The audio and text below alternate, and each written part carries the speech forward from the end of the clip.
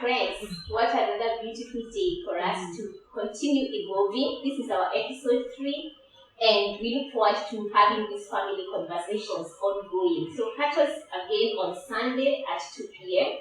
And today we are privileged. It's an honor to have our go-to mentor, James Karundu.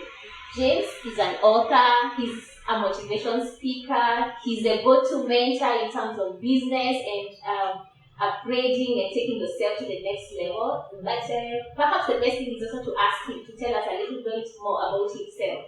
And he has a passion for mentoring. James, welcome to the show. It's a pleasure to have you, and we would be grateful if you can tell us a little bit more about yourself before we dive in and talk about what we want to discuss today. Very good. Thank you, Jackie. I'm honored to be here. My name is James Karundu. I'm a speaker, I'm an author, I'm a mentor, and my great passion is helping people to discover what they have within, bring it out, and use it to flourish. With children, we do this using my program that I run called Common Math and English. And with adults, I have a company called Passion Biz Academy. Lovely. It's so lovely to hear about having the dream of helping people to flourish. And I think everyone wants to flourish. It's a desire of everyone to flourish. So today we want to talk about how can we rise and thrive even in situations like this.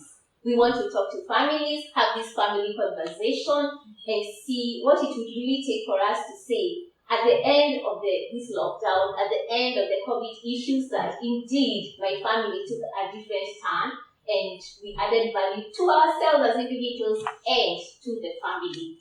So let's get going, and perhaps I would ask James, when we think about the whole aspect of arising and thriving, maybe you can tell us a little bit more how this augurs with families and how we can make it happen during a time like this. Okay, so we may be in a lockdown, Jackie. Yeah. But there is one thing that is not locked down, which is your mind, your imagination, your abilities, your desire to serve. Those are not locked. I'm picking that. Yes. There's one thing not locked down. Yes. Your mind, your abilities, they are not locked down. Your imagination, your ability to think and to act is not locked. Wow. Yes. So we might be physically separated, but there's still ways and means of being of service. So the idea then, it's about a mindset shift. And so one of the shifts then is that one, that there may be a lockdown, but my mind is not locked. My imagination is not locked. The other mindset element is this, that there is opportunity in every season, including this one. So we have to shift our attention to what is the possibility for me during this season. And the truth is, there are people who have challenges and you can help them. Yeah. You have talents and you can use your talents. Yeah. You have time. You have opportunity. There's a lot you can do. Wow. So what I'm picking is that if I'm open-minded and very intentional, that there are opportunities that actually will come our way, but you really have to be intentional. And again, I just feel like emphasizing that bit of recognize that your mind, your imagination, your abilities are not locked down. Yes. Okay. So how would we help our families? Now, taking that this is a table conversation where we are so keen to help the families. By families, I mean our families of St. Peter's, Kahawa Sukari. We want to see them thrive. We want to see them arise. We want to say that even as a church, we added value to these families. And at least out of these discussions that we are having every week of Keep Evolving, that there are people, there are individuals, there are families that actually evolved. Yes. So perhaps you can share with us a little bit about how can we help these families to rise and thrive? And as we talk to the families, we are included. So Yes. Okay. Yes, exactly. Great. First of all, I acknowledge you for that theme and that word of evolving. Yes. And even the name keep evolving. It is indicating that it's not a one-off. Exactly. So it's continuous evolving, continuous evolution. And something about these times. These are times of forced evolution. That we've been forced to upgrade. We've been forced to get our acts together. And I'm still remembering the time of shifting from analog to digital. That there was no choice. It was shift or be left with something that is obsolete. So I see this then that it is true.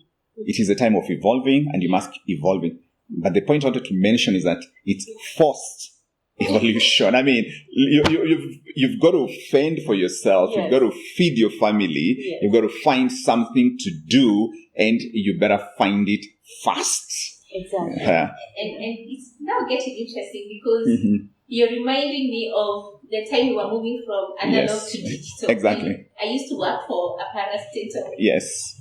And I know before the parastatal, I had worked for an NGO that had already gone digital. Yes. Then I came to the parastatal and it was taking so long. And a good example was like the email system that Yes. you were still using handwritten instead of email. Uh-huh. And I know how long it took to get to start using emails and shift from this paper one. And as you say that, I'm like questioning. Now, there are the early adapters and the late adapters. So I need for us to think. Yes. And now during this lockdown, Yes. are we part of the early adapters? Or we are actually saying, I want to move on with the change? Yes. Or some of us are still waiting. Well, this is what's interesting about that. That first of all, it's shift or be left behind. There's no other way around it. So today, the one who has the advantage is the fast learner. So actually, almost everything that you need to learn is right there. The digital of then is the online of today. So, and the information is out there. If you don't know what to do, just simply Google. So that's what I'm trying to say. That it's just a matter of learn fast. And I feel this period is also, it's continuing the process. When we move from analog to digital, we still had the late bloomers, Yes. So this is forcing them to do so. Yes. And also, I love the point of our mindset is not on lockdown. Maybe you can tell us what we can feed this mindset to keep it healthy. Okay. It's alive, but we need it healthy and working. Yes. Yeah. Yes. So we've said that the place of starting to rise and thrive starts from that point of everything has shifted, and it's the path to that is learning and learning fast. Another element of that is looking within you. Wow. Look within, because we all have a lot we have. So we all have a lot in the terms of passions and God-given talents. And previously, maybe you did not have time to look at them. There's a lot we have put on the back burner. There's a lot we have put aside in pre-corona days. Now we're going to be talking about pre-corona days. Pre-corona days. Our older generations used to talk about pre-colonial. As we are saying pre-corona. that we got so busy with life that we forgot about our deep passions. We forgot about our childhood dreams. We forgot about talents, things that you take for granted. So it's about looking within. Exactly. So when you look within, this is what you're looking out for. What can I use to serve? What can I use to serve? Because the path for rising is through service. And it's through service using what you have or what you learn. So how can I serve? How can I be of service? And we don't have to look very far away to find where you can be of service. So the rising and the thriving element then does not even start with how can I make money. It starts with how can I help someone? Okay. How can I help someone solve a front door problem? Front door problem is the problem that is in front of them now. Yeah. So when you start thinking that way, the path starts emerging. Because if your neighbor is still not, if your neighbor is struggling with something that you can help them with, then you have a duty to start with that. Exactly. That's what I call a front door problem. Exactly. So for some people is, how can I help my neighbor, feed the children? How can I help my neighbor with this and that? And that's a place to begin, whether it's from donating, whether it's from decluttering, all those things that you have, remove them and use them to bless someone, to help someone. And this can be a family affair. Wow. It can be something where we say, we want to be of help. Yes. We want to serve.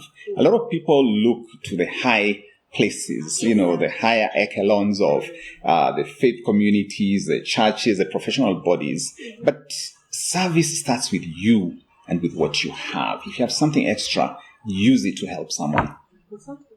And I think they say, as you serve, you're utilizing your gifts, Absolutely. and thus you are keeping growing. Yes. Because I'm thinking about, even as you talk about the neighbor, that neighborhood, that family, that church where you go to. Yes. Perhaps there are new ideas that you have. This is a time to share those ideas and see and you'll be amazed, like the value that they are adding to the people around you. And before you know it, you have discovered something new that you didn't know about yourself.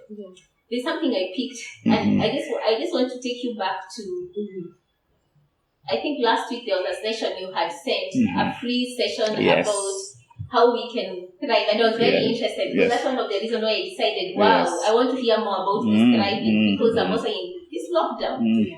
And as you challenged the audience online, one of the things that came to mind was, now, Jackie, I wonder where you're playing. Are you an early adapter? Are you a late one, or are you the laggard? Okay, I'll give you an answer for that. First of all, knowing Jackie, you must be among the early adopters. I agree. Yes, I mean, yes. Even just having this sort of initiative, this sort of space.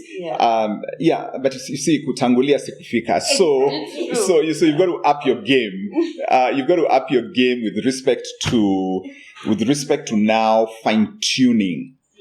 Fine-tuning, narrowing it down. We've said, first of all, start from a place of service. So that's basically broad. Now, the element of thriving has now a bit of narrowing it down, looking for a good fit for whatever talent that you are seeing yourself gravitating towards. There's a thing of fitness between a problem that is out there and how you can solve it in an elegant manner. Now, solving it in an elegant manner, that is where you start colliding with money. So we find elegant ways of solving problems that people are having today. Because this is the truth, that people are still spending. Yes. People are still buying. Yes. Your talent is still needed in the marketplace. Your ideas are still needed. So the issue here then is that they are not buying everything. They are not buying from all and sundry. The marketplace is buying from somebody who has a genuine answer, a genuine solution, a genuine product or service that is solving a genuine and a need now. I call it a now need. A now need. That's kind of a great area to emphasize that. If I'm thinking, and this is now helping like the people in business. Yes. Cope with the situation is that recognize that it must be a now need. Yes. And you must be a solution provider to that. I got you right. No, you got it right. And the elegance here is the whole package in terms of even the price point. You see, right now, money is in short supply. Exactly. So somebody will only buy if the price point is just Right. So don't look to go and, make so much money. Yeah. Just provide your service, provide it to whatever group that you want to provide, and just keep the price point reasonable. Wow. And you will find a little bit more faster acceptance of what yes. And then something else here is that there are two kind of things you want to think about right now. If you're thinking of the word is pivot. How do I shift? If I'm a professional, if I'm a business owner, if I was thinking of starting out, how do I shift? How do I pivot? And there are two opportunities that are available for you. And one opportunity is what I call taxi business. Taxi in quotes, it's a metaphor. Yeah. It's a taxi business is something which you are able to do, although you may not be that passionate about. You're able to do it, and people love your service, or it's something that you know how to do. Yeah. You may not be that passionate about it, but it's going to bring money. Yeah. So a taxi business in quotes is getting somebody from point A to point B. The other one is a passion project. So let me come to that to emphasize that. So the taxis where this is not what I would do every day on a normal ordinary condition. Yes. But because the need has come, the one we said the first change also, that I would look at this and say, perhaps this is something that will actually help me to get that extra coin and keep sustaining me as an individual and my family. So why not give it a shot? I think that's what we are saying. Yes, exactly. And the opportunity may not be a permanent opportunity. And in fact, even in this season, there are no permanent opportunities. Exactly. Yes, that's why I said a now problem. Remember the scenario is, to use your word, evolving. Yes. So it's shifting. So we don't have permanent opportunities right now. What we have is an opportunity to serve and now need. Now, it may be something you're passionate about, which is where I'm going to, or it may be something which I just need to do now because I don't have an option. Exactly. Yes. And in light of that, I think maybe I can ask, because I interact with my peers a lot as the youth. And most of us who are at the point where I'm at right now, university is over, you want to delve into the job market or start a business. There's there's a lot of stress in this period. We are in a different generation. You see your friend driving at 23, you feel the pressure, you start getting sick. But every person who is in this place, every one of my peers has a talent, has an ability, and I've seen it, and they do amazing things, and some we didn't even know about. You'll be sitting with someone and ask them, how do you do that? How are you sitting on that? You're sitting on a jackpot, literally. And I ask and they say, I'm scared. People might reject me, this and that. It's a risk. How can you really tell people of this age, mostly my peers? That's the issue. Well, I'm going to talk to you. Yes. To get past the fear, it's there. And when she told me that, I understood it, Yes. But I dealt with it. I went ahead. Before I started to cater for people, it took time. People would tell me, you should cater. And I said, that's a risk. Yeah. That is not a problem of only your generation. Across the board. Yes. There are many projects lying because, which I can tell you, I have written some blogs that have never been posted. Because I'm keeping on asking, now how, I would say with time it has reduced, of course, because we have met people like James who tell us, feel the fear and do it. And you never know how much potential you have actually doing. Exactly. But it's really a valid thing. Yeah. Many people actually keep talking about the fears they have and how fears have become roadblocks. Exactly, they're stuck. Yes. I think he's helping us get unstuck. Yes. Maybe.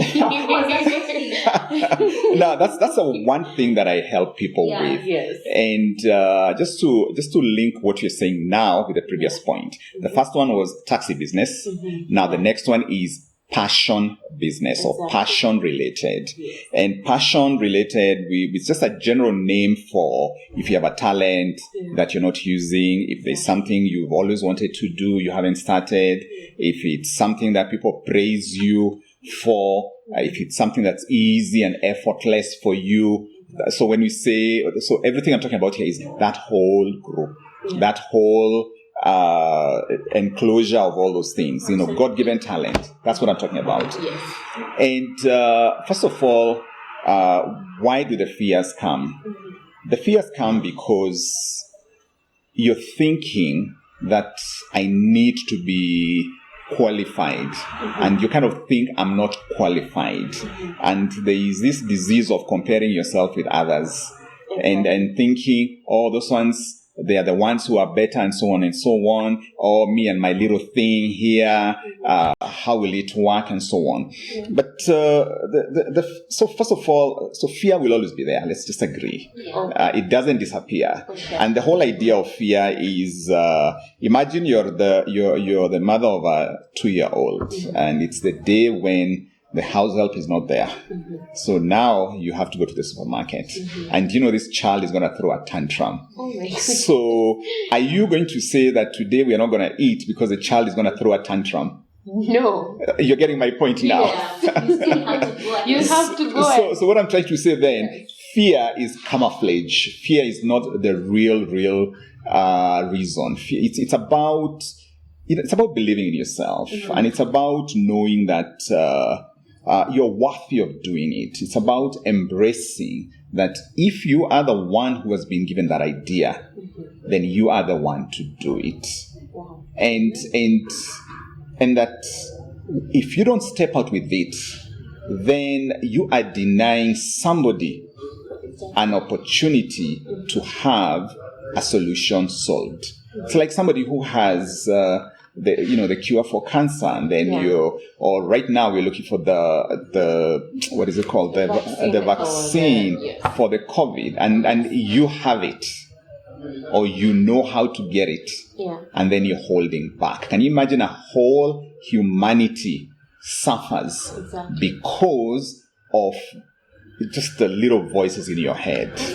So what I'm trying to say here is that if you have a calling, if you have a talent, if you have a gift, somebody somewhere is waiting for your solution. Wow. And this is what I always say then, because you see, what I'm trying to say here is just shifting to the point of responsibility and to the point of asking yourself, why was I given this?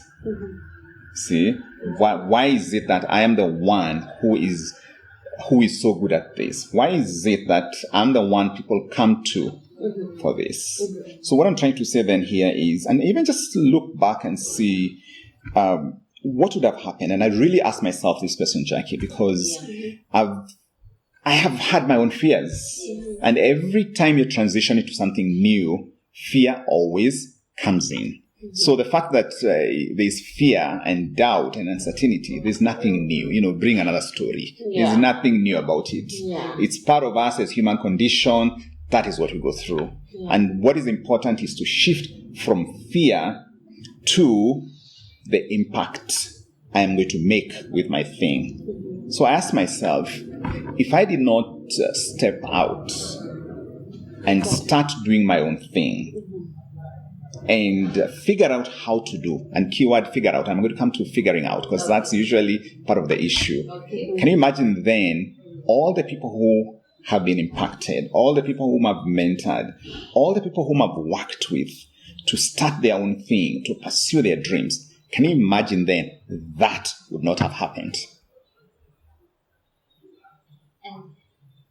I don't want you to forget about figuring out. I'm coming there. Say this. Sometimes the excuses we give, yes, fear is one of them. Yes. A big thing. Yes. But there is excuses of, I don't have the resources. Yeah. I don't know how. I don't know where to start. Yeah. I don't have the money. Than me, the market is flooded. And you know very well, for sure you look at yourself, what you say looking within, and you can actually say, I have this gift. I know this is something God has called me to do. Just like even in church, we're singing. You know very well I should be in praise and worship. Yes. And you're always seated at the back. Yes.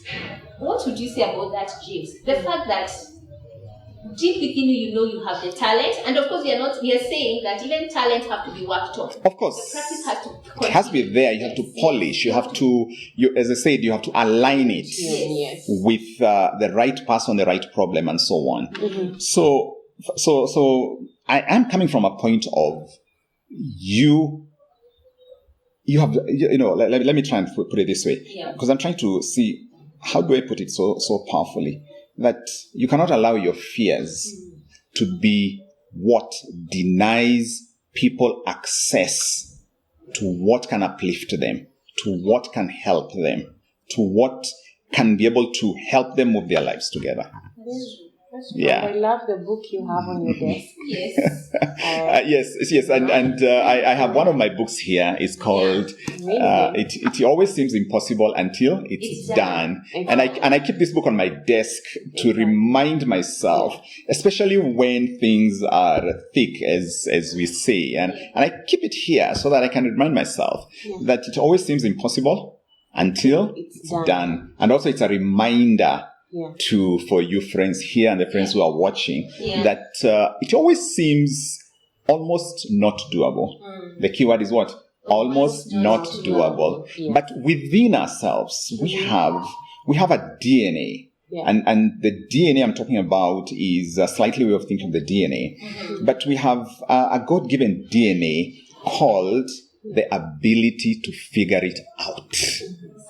Somehow. One way or another. Exactly. And I know there are many of some of our older folk who are watching this, and they've gone through so many challenges. And at every point, it was a point where you start and then you figure it out. Oh, there, I'm giving you the formula. So it doesn't start with the figuring out. No. It's the beginning first, and then you figure it out. That's the issue most of us have. Yes. You're trying to figure it out before you start. It doesn't work. It doesn't work. What works is, remember we said service. And keep in mind this, what I'm going to share with you. Think big, start small, start now. Figure it out. Grow it, expand it, find your footing. But the key thing is, think big, start small, start now. Wow. And it just makes me think about us in church. Yes. How we began this. This is the first episode we are having. And I can assure you the first day we just say, let's sit and see. Exactly. We did not done it before online. We've not had any online sessions. And right now we're just realizing, wow, there's much more we can do with technology that we hadn't actually explored before. If we were going to say, let's figure it out now, step by step, we would never have started the initiative. Like you said, forced evolution. And to me, so in my mentorship, one of the biggest elements I do in my mentorship is giving people the proverbial push, because a lot of people need that push. And then as a mentor, supporting them and hand-holding them through that particular journey. And then creating strong accountability so that those baby steps you're making continue. Yes. That's amazing. And that's basically how it works. Yes. Thank you for talking about support. Yes. I was actually talking to her earlier and I was asking her, we're talking of a family dynamic.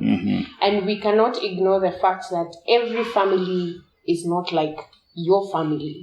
There's some families where they do not relate past, hello, how are you? And now they're being forced to be enclosed in this one area.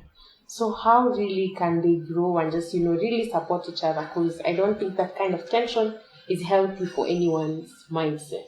Yes, okay, family dynamics are always challenging. And now even more challenging when you are in this place where you cannot move away from. And remember we said look within. So you've got to be the one who leads in those sort of conversations. And it's look within and meditate and pray and ask yourself, how can I create more connection? What can I do? What baby steps can I create? Wow. So I'm always saying that it starts with you. And the moment you start looking on the other side, you've already lost the plot. Okay. Earlier on, we were saying fears. Yes. So the moment you keep looking at fears again, you've already lost the plot. So there's always going to be things that are not working and dysfunctions and so on and so on. But you've got to take the lead.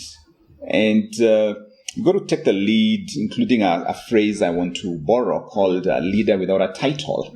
So be the one who causes these things to happen and to work better. Be the cause.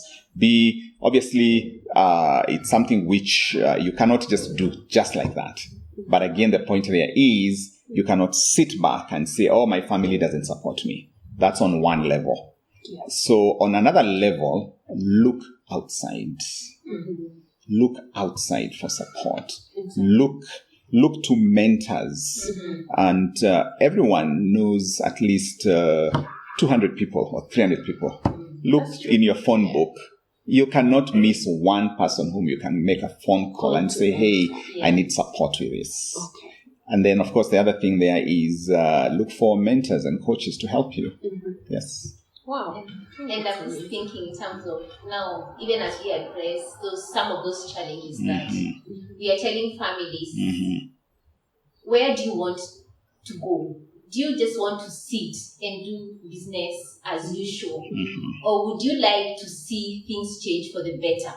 So that if my family, for example, is traveling, has quite X challenges, how lovely to be if these families would come. You as the leader, the one you're saying, take the lead. You're saying, I want a better family. What can I do intentionally as you look within?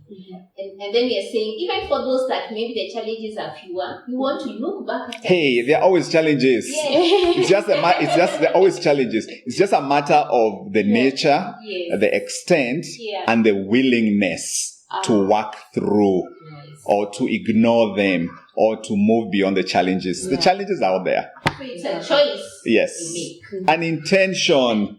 That's amazing. Yes. It reminds me of something. Yes. I have a mentor. Yes. And one time we were talking about sweeping things under the rug. Yes. So when you keep sweeping it under the rug, it's going to build up. Yes. And you're going to start doing things like choking up, sneezing naturally. And one day you'll have to take the rug off. Yes. And what will happen? Yes.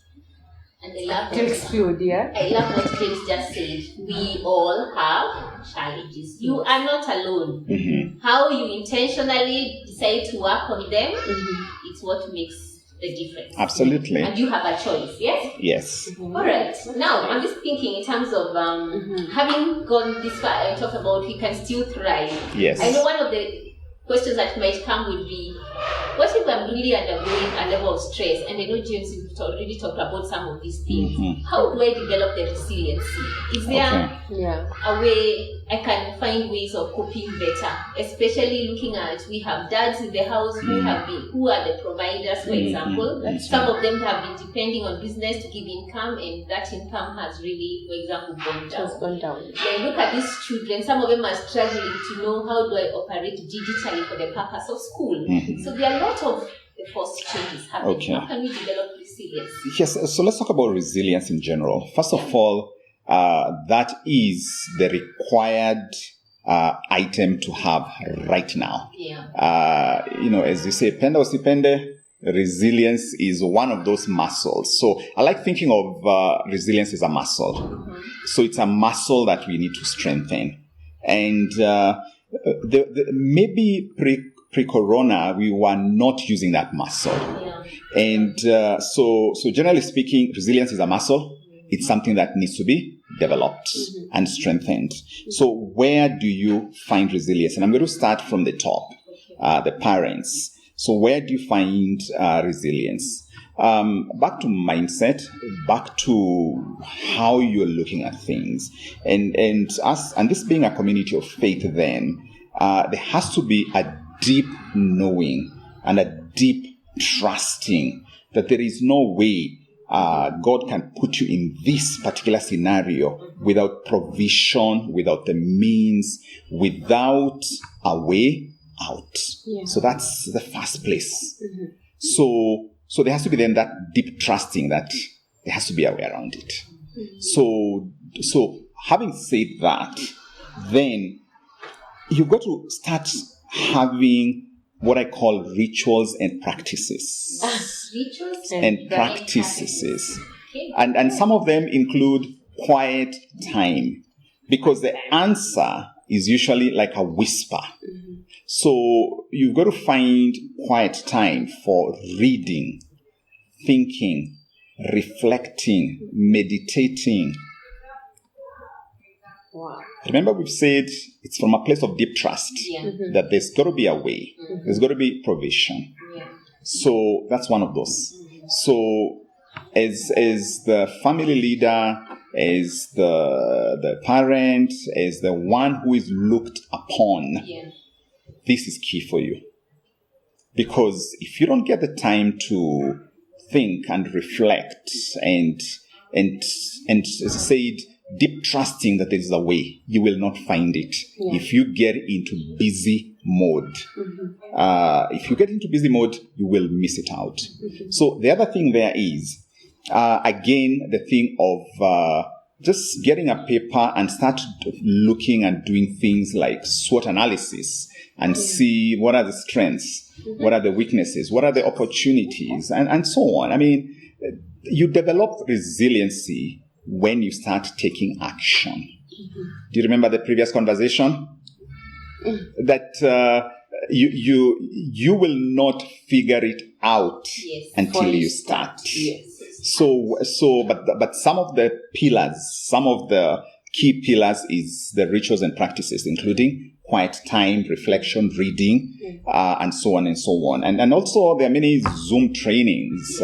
Join them, read, go online, see, and so on and so on. So we've said, so the other element in terms of developing resilience is you've got to find like-minded people with whom you can create a circle of resilience. Create a circle of resilience where you support one another in this resilience journey. Because, and it's the circle of resilience is not a place where it's a pity party. No. It's a place to encourage one another. It can even be like a mastermind where, like a mastermind or a resilience mastermind group where the only agenda and conversation is how can we help one another develop resilience. So there's always a way around some of these things. Now, the other thing there is this: start picking a bigger load. Let me explain. You said it's a gym. Hey, this is a gym. Yes, we're growing the muscle. So there's no way the muscle will grow without what? Some weight. Yes. So how can we take a bigger load in quotes? Taking a bigger load means don't shrink back. You don't shrink back. Take up a challenge. Take up something that is going to stretch you. Yes. See? So, because it cannot work any other way. That muscle must be put to the test. Another thing, before you speak to that, maybe James can tell our families about his bell. Now that we've spoken of traditions and rituals and practices. Okay, great. So I was talking about like the real heavy duty stuff. Let's go to the other lighter side of resilience. It's still around rituals and practices. I'm going to give you one or two. I'm going to save the bell for last. I'm going to save the bell for last, including something that I have here that you might not even see. There's a reason why I have it there. But let's talk about a fun side. One fun family ritual is called how many blessings can we count?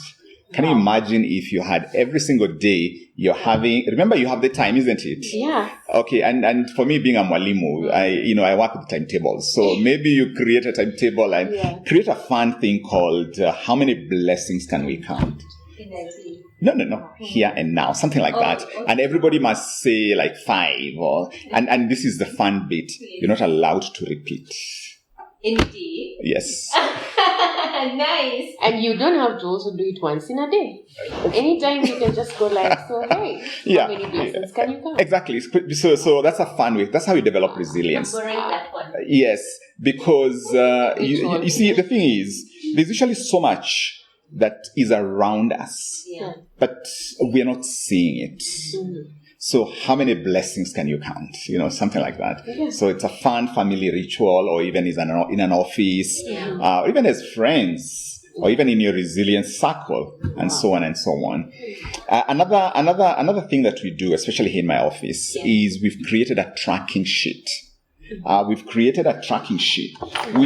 Some of these were pre-corona things, which are now kicking in, some of the rituals. Because at the beginning of this year, I was sitting with my team and we're thinking, okay, what is that we want? There are a lot of things that we know we don't want. Exactly. We don't want our clients paying us late. We don't want to work with people who are not committed. Those sort of things. So we turned it around and we created a tracking sheet. So we had a fun scenario here with my team members. Remember, it's about being intentional. And I'm sharing this because of the intentionality that you don't want to do things at random. But there has to be some intention. So we created then this sheet, and one of the first elements of the tracking thing, being a business, we get our income through fees that people pay. So the first item to track was what? Fee matters. That was number 1. And then we asked ourselves, so we want to track instances where, somebody pays upfront. Somebody pays quarterly, somebody pays annually, something like that. When a client really, really values your service and they decide, I want this and I mean this for the long haul, let me make the payment in advance. So we started creating that, and every instant that happens, back to the bell, we ring the bell. So another element there was milestones. So being a place where we are working with students, we are working with our mentees, milestones are so important. And sometimes we miss out the milestones. So we created a series of milestones that we want. That when one of our students reaches a particular attainment of a particular level, then we're going to celebrate. When somebody is able to move ahead, we celebrate. So the other thing there was turnarounds.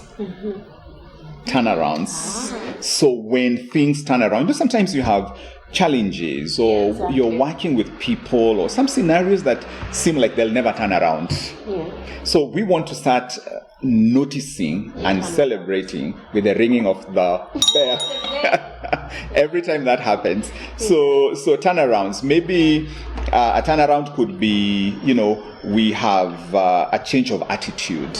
Maybe there was this student we've been working with, this child, every time they come, they are moody, they don't want to do their work. And then when we see a turnaround, then we celebrate that. When we get positive feedback. Let me give you one major turnaround that we say we're going to celebrate. Remember, item number 1 is fee matters. So imagine somebody who has been owing fees or owing you money, and then suddenly they come and they pay.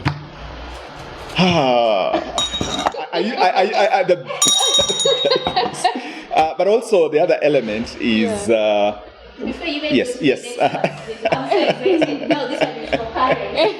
I love the idea of turnarounds, like when a student or your child, is not doing so great in terms of it can be school issues.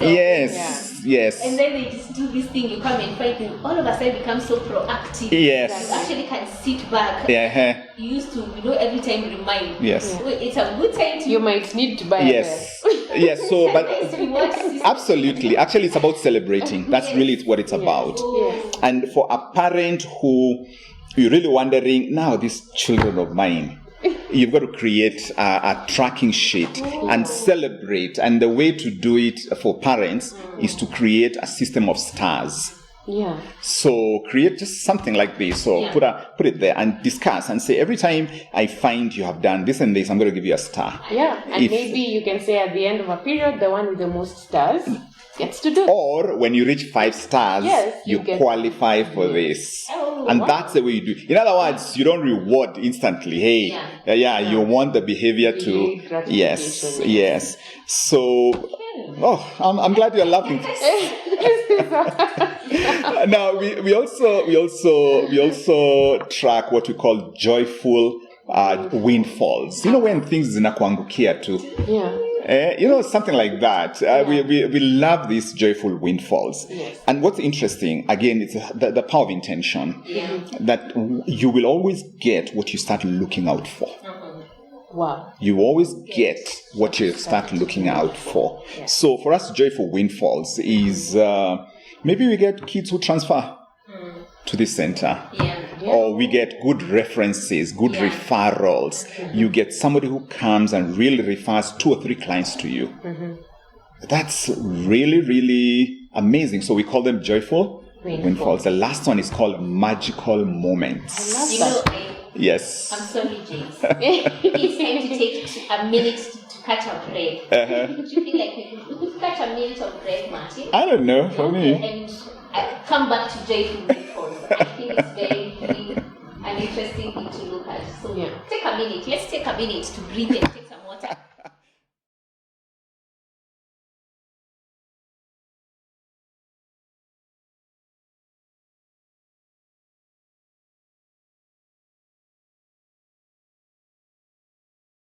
Wow, now I'm looking at this tracking sheet. Yes. And I think where we had gotten to was the issue of joyful windfall. Yes. Let's pick it from there and hear a little bit more about that. The joyful windfall. This is so interesting. God decides to bless us in different ways. Yeah. And we don't know his ways. And there are times when you just come across those small miracles, those small things which the only way here, this is just a joyful windfall. I don't even know where it came from. Unexpected breakthroughs and so on and so on. For example, somebody who just decides, Wendy, there's 5K here for you. Yeah. Wow. Yes. Wow. Okay, there's 5K here for you. And I think this is something that can help you with that passion of yours. Exactly. That's a joyful windfall. Wow. So the idea of joyful windfall is, it's the mango tree that is moved by the wind. That's why it's called a windfall. Yeah. And then the mango falls on your side of the fence. Now you remind me of this Mombasa case. This lady was cooking stories. And So sad, yeah. I'm reading the story. Is it yesterday that now she even has security because people just give. Yes. I mean, it's an example of God, this miracle. Yes. Yes. Happen. Yeah. So, and the amazing thing is that there's a lot that happens. Yeah. That's why I said one of the key elements is a token. Somebody decides to do that. I mean, I've had scenarios where somebody comes and says, "Oh, James, I want to see you." And actually, this many times, but this specific one blew me away because somebody who came and I said, "James, I need to have a chat with you." Okay, of course, we had a chat, and then he gave me an envelope and said, "James, I have something here for you. You don't know what you did when." You listened to me and you guided me when I was down. I had no idea what challenges the person was going through. Remember service. Remember we said everything is always about what? Service.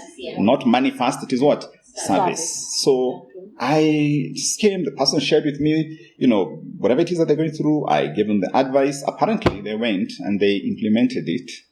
And some turnarounds happened. And some time much later, they came to me. That was a joyful windfall. I did not expect it. Yeah. Even when the person came to see me, I was thinking maybe they need more help. Joyful windfalls. And there are a lot of things we do out there that you have no idea, the impact that you're making. And they always come around in the form of what? Yes. Joyful windfalls. The other one is called magical moments. Wow moments. And I guess this is a magical moment. How's that? It is a magical moment. We should ring the bell. Oh, yeah. There. And magical moments is when, okay, first of all, we realize we're having fun. Yeah. Yes. And we're enjoying this. It's a magical moment. But also when you're going through our days, when you're guiding kids, when you're working with people, there's always that moment of aha. Like a child figures things out. Exactly. So one of the things I'm always asking my team members, what wow moments do you have? I mean, I want to hear this child, they figured this out. The other magical moment is, of course, winning awards. I want to humbly say that I have won a number of awards. And it's always a magical moment when your name is picked out. A win, when you win, it's a magical moment. Yes. And again, track them. Keep track of them. Keep track of Yes, and do you remember the exercise of counting your blessings? Yes. When you start tracking these things, you start realizing that a lot of these things are happening every day. Yeah. But our minds are not tuned to see them, to notice them, to acknowledge them, or even to track them. Yeah. You're asking about resilience. Yes. Can you see how this brings another dose of new energy and giving you hope. and giving you hope? Yes. In fact, let me tell you one thing I have done in my life. Yes. I like journaling, and in my journals, at the back of the journal, one of the things that I have learned to do is to actually write my achievements. Yes. I keep writing them as they come. Yes. In any area, as an achievement, even like having a conversation today, James giving us time. That's how it went, right? I actually managed to have an interview with James. Yes. And Wendy, of course. Yes. And I'm like, oh God. At the end of the day, I remember like the last one I did. You'll be surprised how much you have done. Yes. You surprise yourself. That's true. So I can imagine in the office, if you're in the family, or even in an office, if you're actually tracking those achievements, because this is what I'm picking from here, you'll be amazed at again the potential that God has given you as an individual, as a family, as an office, as a business person. Name it. Yeah. So it's also, we can say it's also a good ritual. No, it is. In fact, it's a family ritual. Everything we are talking about here is something that can be adapted and changed kidogo to fit in. Because bottom line, what we want is to shift our mind to another realm that exists. Because we are so in here now, what I don't have. Yeah, true. See? That's true. So what we are trying to do with all this, in resilience, one of the fruits of resilience is to discover that quite often resources are usually not in plenty, but to discover that you have resourcefulness. That is one of the fruits of resilience is what? Resourcefulness, which is a big shift from I don't have resources. Yes. So resources may be inadequate. Yes. But resourcefulness, you are. You are, yes. And read it as resource-fullness. Resource-fullness. Yes. And that takes us back to the beginning of the conversation. Yes. Your mind is not locked. Yes. Your imagination is not locked. That's true. You are resourceful. Absolutely. I love that. And this is a moment of discovering that. Yes. The other day, we sat and I looked at the compound and I told Mom, look at the grass. I mean, you have to call the person who comes to do this. And she said, I don't know. It's not on my budget at the moment. Let it be. So we decided, you know what, we own a slasher, we own shears, trim the hedges, slash the grass. Done. And we are all ladies and we sat and we were like, we are very resourceful. You guys, we don't need these people. We're very resourceful. And in light of that, I think also you're also trying to tell us about small wins. Absolutely. That's why there's this tracking sheet. Yeah. And something else that happens is you feel better about yourself. Yeah. And anytime you're feeling better, then you are accessing and attracting better when you're feeling better. Exactly. That is how it goes. I agree. Wow. I love that.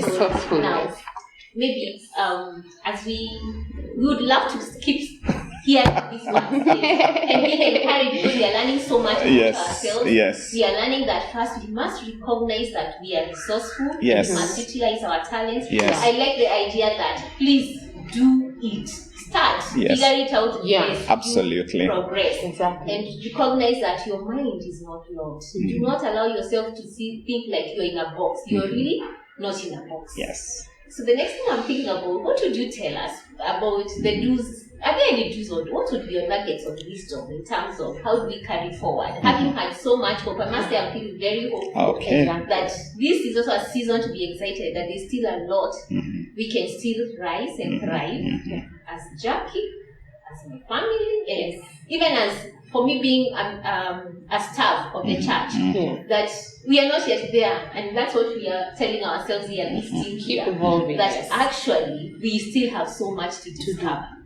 Okay. Starting with service. Super, excellent. So, by way of then winding down, by way of summarizing, by way of trying to just crystallize it together. Yes. We've said that there's opportunity in every season, and there's opportunity for everyone. No one is left without an opportunity. So there is opportunity for everyone in this season. Opportunity to do what is what I want to share with you now. Yes. Okay. So I've come up with a number of R's. So let me just check through my notes here. So opportunity to read. If you are not reading, you are wasting this opportunity. If you're not reading 2 or 3 books at the same time. So this is the opportunity to read. A lot of people buy books and they don't read. I'll not even ask anyone in this room to raise their hand. So this is the opportunity to read. So read books, read online, read ebooks. Yes. So what I'm trying to say here is no one is out of the hook here. Because you can read online. Yes. If you don't have a book, read an ebook. Download, read. That is what I'm saying. And to me, I'm recommending minimum 30 minutes a day. Okay. Minimum 30 minutes. a day. So one of the rituals of households and children is a reading hour. And what I recommend for families is for the reading hour, all devices off. Everybody reads. From the grandfather to the 3-year-old. Yes. So I'm challenging families to take time to do what? To read. So devices closed, everything. And then the next thing here is review your goals. You need to review your goals. So you have time now to review your goals, to recalibrate, rewrite them. Remember, everything has shifted. Yeah. Some of the world in which you are envisioning when you are writing some of those goals has changed. So meaning then you have to review your goals. Yeah. And then the other thing that you want to do is reconnect. Earlier on, we talked about connecting, but you want to reconnect. You want to reconnect with your passion. You want to reconnect with the forgotten ideas. You want to reconnect with the projects that you abandoned. You want to reconnect with the lost people whom you maybe did not remember them, and so on and so on. But the biggest reconnection is, of course, reconnecting with the Almighty. So this is the perfect time. Every time is a perfect time, but more so at this particular time. Remember, we said the ritual of quieting down, reflecting, and so on. That is when you start getting the answers. Now, the other element then there is readjust. So are you going to readjust the budget? Are you going to readjust your lifestyle? Are you going to, what do you need to readjust? And then the last item is to know that there's always hope. Resilience is a muscle. Work it.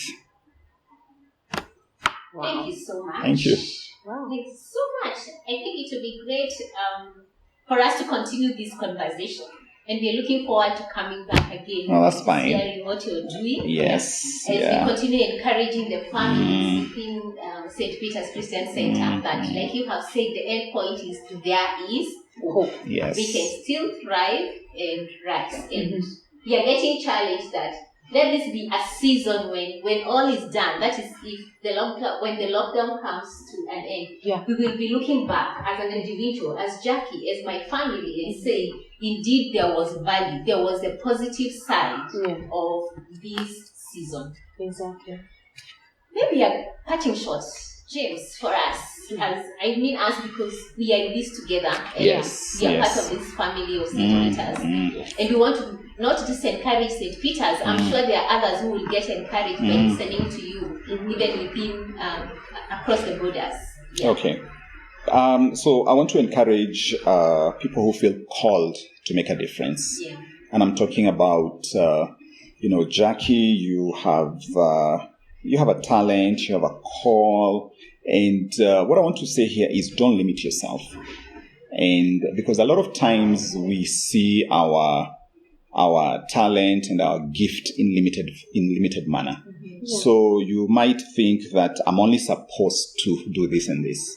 The truth is there is nothing you're supposed to do in relation to limiting yourself. You can serve, you can give, you can share, you can teach. But also at the same time, it is really, really important to think of how you can monetize what it is that you have. Because your service is needed. About 80% to 90% of what you're going to do and share is not going to pay you. But there is a 10%, that will pay you.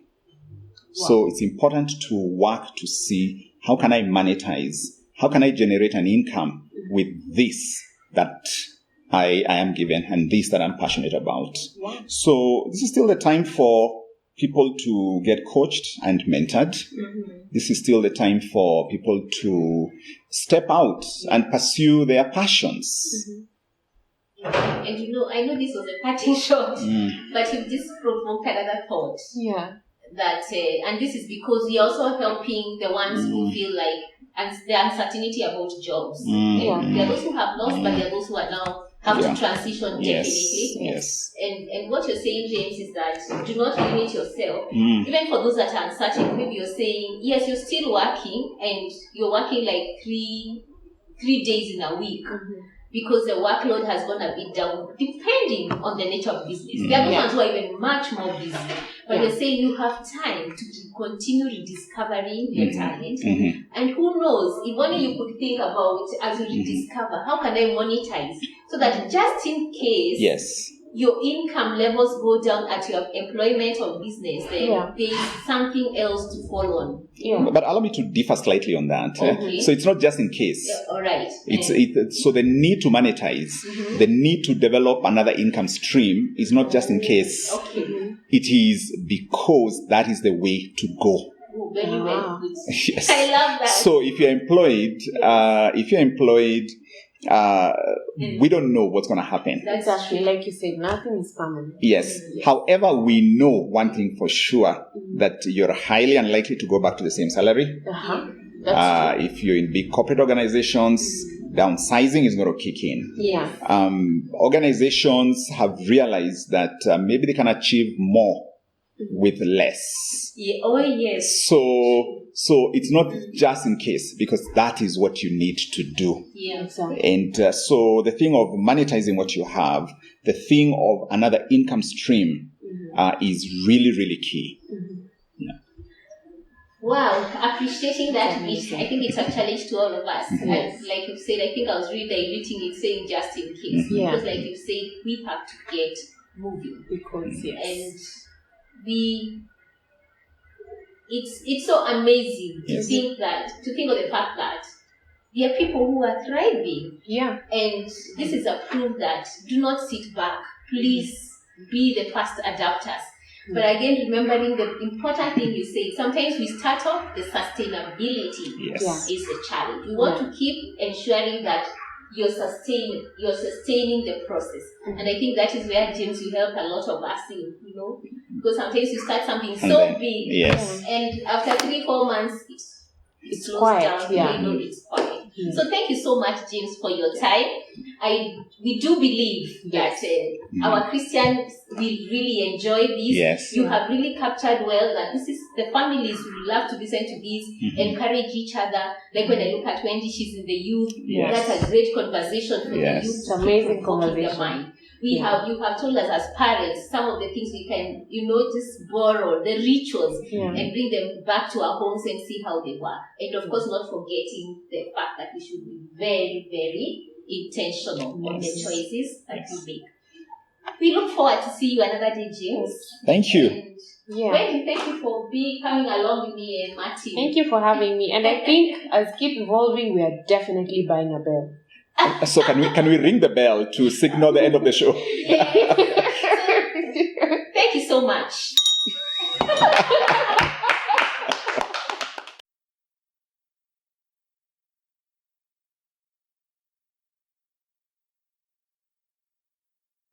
I'm passionate about helping people flourish by discovering what they have within them and bringing it out.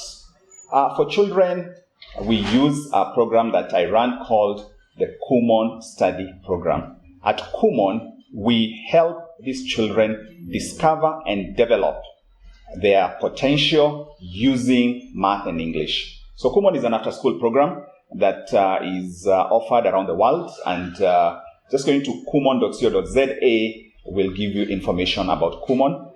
And with the adults, I do it using my company called Passion Biz Academy. At Passion Biz Academy, we help our clients actualize their dreams. People come to us because they have a deep passion, or somebody who is in transition, or somebody who has something they have that they want to bring out. So we work with them and we help them actualize that. And apart from that, I'm also an author, and I've written a number of books. One of my books is Go For It. This is a book that I share my journey of moving from being employed from a lecturer to stepping out and starting my own thing. And then my other book is called Stepping Stones for Top Achievers. Again, top achievers need short bursts of motivation. So it's a book where it's an easy read. It's a book where you can read 1 page or 2 pages, but it's a book that you keep with you as you walk the journey of success. One of my other books is called Seize the Moment. And I wrote this book because I realized that a lot of people are having opportunities coming their way, and then they hesitate, and then they procrastinate, and then they do nothing, and the opportunities goes away. So Seize the Moment is a book to inspire you to stay on track. Apart from that, I'm also a reader. I'm usually reading several books at the same time, and one book that is always on my desk is this one. And this book is a reminder that it always seems impossible until it's done. When I find things going uphill, I start reading through this book to remind me that it can be done. Apart from that, I have a book here also called Secrets for Success and Inner Peace. Inner peace is one of those things that I greatly desire and I'm craving for, and especially in this particular season. So this is a constant companion for me. The other thing is that I want to thrive, so I'm reading a book on how to thrive. So books are part of my world. As I inspire people, I am also plugged in with the reading and keeping myself uplifted, inspired, and motivated. For somebody who is watching this and they are wondering how they can get in touch with me, I am based at ACK St in Kileleshwa, but the easiest way to contact me is through my social media on Instagram And on Facebook, just look for James Karundu. Follow me, send me a message, DM me, and I will get back to you.